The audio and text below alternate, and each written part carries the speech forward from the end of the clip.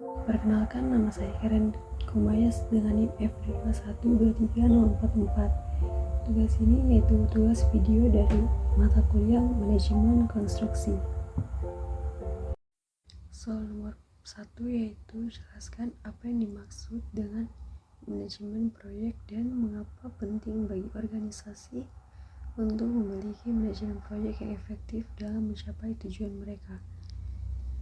Manajemen proyek adalah proses perencanaan, pengorganisasian, pengarahan, dan pengendalian sumber daya untuk mencapai tujuan proyek tertentu dalam batasan waktu, biaya, dan kualitas yang sudah ditetapkan. Ini melibatkan penerapan keterampilan, alat, teknik, dan pengetahuan untuk memastikan proyek dapat diselesaikan secara efektif dan efisien. Penyelarasan dengan strategi organisasi. Manajemen proyek membantu memastikan bahwa proyek-proyek yang dijalankan selaras dengan tujuan strategis organisasi. Pengelolaan risiko. Dengan perencanaan yang matang, potensi risiko proyek dapat diidentifikasi dan dikelola sejak dini. Penggunaan sumber daya secara optimal. Manajemen proyek memastikan penggunaan waktu, uang, tenaga kerja, dan sumber daya lainnya secara efisien. Kualitas hasil. Dalam kontrol yang baik, manajemen proyek membantu memastikan bahwa hasil proyek memenuhi standar kualitas yang diharapkan. Meningkatkan kepuasan pemangku kepentingan dengan komunikasi dan pengelolaan ekspektasi yang baik. Manajemen proyek meningkatkan kepuasan pelanggan, sponsor, dan pihak terkait lainnya. Adaptabilitas terhadap perubahan. Manajemen proyek yang baik memungkinkan organisasi lebih cepat beradaptasi terhadap perubahan lingkungan bisnis. Sumbernya yaitu Project Management Institute PMI 2021 dan Cancer 2017. Soal nomor 2 yaitu sebutkan dan jelaskan 5 tahap utama dalam siklus hidup proyek. Pada setiap tahap, apa saja kegiatan penting yang harus dilakukan oleh manajer proyek? Yang pertama yaitu inisiasi atau initiating. Dalam tahap awal untuk mendefinisikan proyek, menetapkan tujuan, ruang lingkup, dan mendapatkan persetujuan untuk melanjutkan proyek. Kegiatan penting manajer proyek yaitu mengembangkan project charter atau dokumen resmi yang memberi otoritas pada proyek, mengidentifikasi pemangku kepentingan atau stakeholder. Yang kedua, perencanaan atau planning, menentukan langkah-langkah rinci untuk mencapai tujuan proyek termasuk jadwal, anggaran, dan rencana manajemen risiko.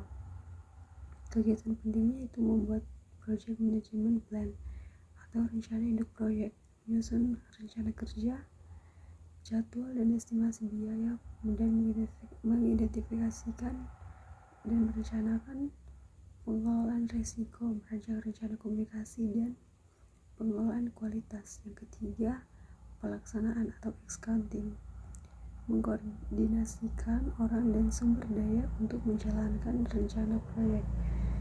Kegiatan pentingnya yaitu mengarahkan dan mengelola kerja proyek, mengelola komunikasi di antara tim dan pemangku kepentingan, mengawasi manajemen kualitas. Yang keempat, pemantauan dan pengendalian, monitoring dan controlling, memastikan proyek tetap pada jalur dalam hal waktu, biaya, ruang lingkup, dan kualitas. Kegiatan penting manajer proyek melacak kemajuan proyek terhadap rencana, mengelola proyek perubahan ruang lingkup dan risiko, melakukan penilaian kualitas, melaporkan status proyek kepada pemangku kepentingan. Yang kelima yaitu penutupan atau closing, mengakhiri proyek secara formal setelah semua tujuan tercapai, termasuk menyerahkan hasil dan mengevaluasi kinerja proyek. Kegiatan pentingnya yaitu menyelesaikan semua kegiatan administratif, menyerahkan hasil akhir proyek kepada pengguna atau klien, mendokumentasikan pelajaran yang dipelajari atau lesson learned, membubarkan tim proyek. Sumbernya itu dari Project Management Institute PMI 2021 dan Kersner 2017. Yang ketiga adalah Dalam manajemen proyek, risiko merupakan bagian yang tak terhindarkan. Jelaskan bagaimana manajer proyek dapat mengidentifikasi dan mengelola risiko yang muncul selama proyek berlangsung, dan berikan contoh risiko yang mungkin terjadi dalam proyek konstruksi. Jawabannya itu identifikasi risiko. Manajer proyek harus secara proaktif mengidentifikasi risiko sejak awal proyek dan sepanjang siklus hidup.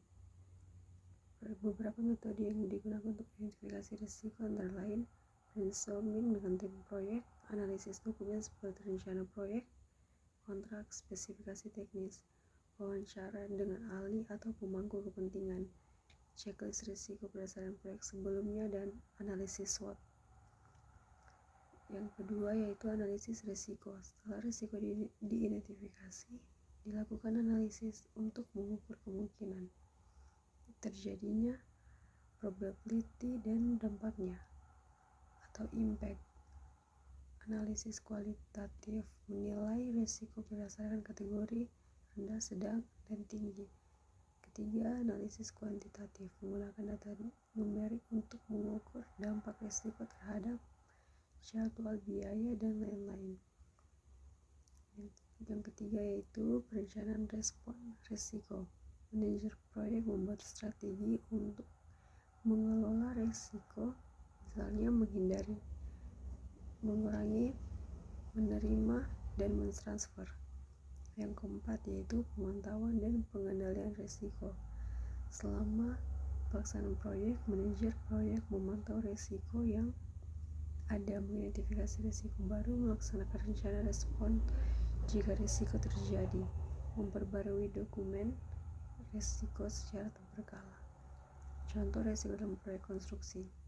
Pertama, keterlambatan pengiriman material, akibatnya yaitu masalah logistik atau pemasok. Yang kedua, perubahan regulasi, misalnya perubahan atau aturan keselamatan kerja atau perizinan bangunan. Yang ketiga yaitu kecelakaan kerja, cedera pada pekerja yang menyebabkan penghentian proyek sementara. Yang keempat yaitu bagaimana konsep triple constraint, waktu, biaya, dan kualitas mempengaruhi pengelolaan proyek. Jelaskan bagaimana manajer proyek harus menyeimbangkan ketiga elemen tersebut untuk mencapai keberhasilan proyek. Triple constraint atau segitiga proyek adalah konsep dasar dalam manajemen proyek yang menyatakan bahwa tiga elemen, waktu atau schedule, biaya, cost, dan ruang lingkup atau kualitas, saling terkait erat dan membentuk batasan utama dalam setiap proyek. Jika satu elemen berubah, dua elemen lainnya biasanya ikut terpengaruh. Bagaimana manajer proyek menyeimbangkan triple constraint? Yaitu satu, perencanaan awal yang kuat, tentukan ruang lingkup, jadwal, dan anggaran dengan realistis berdasarkan analisis mendalam. Yang kedua, prioritaskan elemen yang paling penting, yaitu diskusikan dengan sponsor dan stakeholder apa yang paling kritikal, misalnya apakah waktu peluncuran lebih penting daripada biaya. Selanjutnya itu monitoring dan kontrol berkala. Selanjutnya ada pengelolaan perubahan dengan hati-hati. Gambaran singkatnya itu menambah ruang lingkup, menaikkan waktu dan biaya. Mempercepat jadwal berarti naikkan biaya atau kurangi ruang lingkup. Yang ketiga, memotong biaya berarti perpanjang waktu atau kurang ruang lingkup. Sumbernya dari Project Management Institute PMI 2021 dan Atkinson tahun 1999. Soal nomor 5 yaitu jelaskan peran penting pemangku kepentingan stakeholder dalam sebuah proyek. Bagaimana manajer proyek dapat mengidentifikasi dan mengelola harapan pemangku kepentingan agar proyek berjalan sesuai rencana. Pemangku kepentingan adalah individu, kelompok, atau organisasi yang memiliki kepentingan atau dapat dipengaruhi oleh hasil proyek. Peran penting pemangku kepentingan dalam proyek yaitu penyedia sumber daya. Stakeholder dapat menyediakan dana, tenaga kerja, teknologi atau fasilitas. Pemberi keputusan, mereka seringkali terlibat dalam pengambilan keputusan penting seperti perubahan ruang lingkup proyek. Selanjutnya ada pemberi dukungan. Dukungan mereka sangat menentukan kelancaran pelaksanaan proyek, terutama dalam hal perizinan, sosial dan politik. Pengendali risiko, mereka bisa menjadi sumber risiko, misalnya perubahan keinginan klien atau membantu mengurangi risiko melalui dukungan. Selanjutnya ada penilai kesuksesan proyek. Kepuasan stakeholder menjadi ukuran utama keberhasilan proyek. Dan bagaimana manajer proyek mengidentifikasi dan mengelola harapan stakeholder. Yang pertama yaitu identifikasi pemangku, menggunakan stakeholder analisis untuk mengenali siapa saja yang terlibat atau terdampak dalam proyek. Yang kedua, analisis kepentingan dan pengaruh, menggunakan power atau interest grid untuk mengkategorikan stakeholder. Yang ketiga yaitu mengelola harapan stakeholder, menetapkan rencana komunikasi yang efektif, frekuensi, metode dan isi komunikasi disesuaikan dengan kebutuhan masing-masing stakeholder. Menangani konflik atau ketidakpuasan secepat mungkin dengan pendekatan negosiasi dan kompromi. Yang keempat yaitu pemantauan dan pengendalian keterlibatan stakeholder. Secara rutin mengevaluasi tingkat keterlibatan stakeholder dan memperbarui strategi komunikasi menyesuaikan pendekatan bila terjadi perubahan dalam kekuasaan atau minat stakeholder sepanjang proyek. Sumber jurnal dan bukunya yaitu dari Born 2005 dan Project Management Institute PMI 2021. Yang keenam yaitu proyek dapat mengalami perubahan yang tidak terduga baik dari segi waktu, biaya maupun skop. Jelaskan bagaimana manajer proyek sebaiknya mengelola perubahan ini melalui proses manajemen perubahan proyek atau change management. Dalam proyek, perubahan tidak bisa dihindari, bisa berupa perubahan ruang lingkup atau skop, waktu atau schedule, biaya atau budget, atau kualitas. Oleh karena itu, manajemen perubahan proyek adalah proses terstruktur untuk mengidentifikasi, mengevaluasi, menyetujui, dan mengendalikan perubahan agar dampaknya terhadap proyek bisa diminimalkan. Langkah-langkah manajer proyek dalam mengelola perubahan. Yang pertama, identifikasi perubahan. Siapapun yang mengusulkan perubahan atau stakeholder, klien, atau anggota tim harus mendokumentasikannya secara resmi. Biasanya perubahan diajukan melalui change request form. Yang kedua, evaluasi dampak perubahan. Manajer proyek harus menganalisis dampak perubahan terhadap waktu, biaya, kualitas, dan risiko proyek. Menilai apakah perubahan tersebut wajib, diinginkan, atau dapat ditunda. Yang ketiga, melibatkan Change Control Board atau CCB. Perubahan besar biasanya dibahas di Change Control Board, yaitu kelompok yang bertugas meninjau dan menyetujui atau menolak perubahan. Yang keempat, persetujuan dan implementasi perubahan. Jika disetujui, perubahan tersebut dimasukkan ke dalam rencana proyek resmi atau Project Management Plan Update. Yang kelima, komunikasi perubahan. Semua pihak terkait proyek harus diinformasikan tentang perubahan yang disetujui. Yang keenam, monitoring dan evaluasi. Setelah perubahan diimplementasikan, manajer proyek memonitor efek perubahan untuk memastikan tidak menimbulkan masalah baru. Contoh sederhananya yaitu dalam proyek konstruksi gedung. Klien meminta tambahan lantai baru. Manajer proyek membuat change request dan mengevaluasi. Tambahan biaya 1 miliar, tambahan waktu 2 bulan. CCB menyetujui perubahan. Rencana proyek diperbarui, jadwal dikomunikasikan ulang ke semua vendor dan kontraktor. Sumber PMI 2021 dan Hohenstein 2015. Soal yang ketujuh yaitu apa yang dimaksud dengan work breakdown struktur. Dalam manajemen proyek, jelaskan bagaimana WBS dapat membantu dan dalam perencanaan dan pengelolaan proyek. Work breakdown struktur atau WBS adalah satu teknik dalam manajemen proyek yang memecah seluruh ruang lingkup proyek menjadi bagian-bagian kerja yang lebih kecil dan lebih mudah dikelola. Intinya, WBS membuat proyek besar menjadi lebih terstruktur, terorganisasi, dan terukur. Bagaimana WBS membantu dalam perencanaan pengelolaan proyek?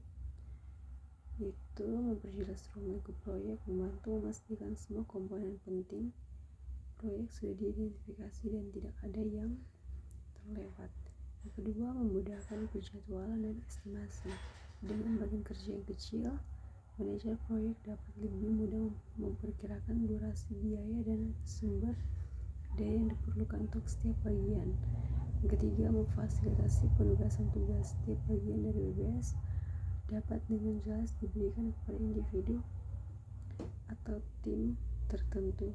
Yang keempat, memudahkan proyek monitor dan pengendalian.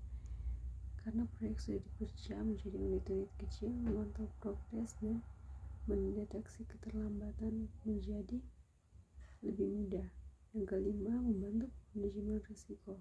Identifikasi risiko dapat lebih rinci karena kita melihat proyek dari tingkat tugas terkecil. Yang keenam, meningkatkan komunikasi. WBS menciptakan bahasa yang sama antara tim proyek dan stakeholder mengenai apa saja yang termasuk dalam ruang lingkup proyek.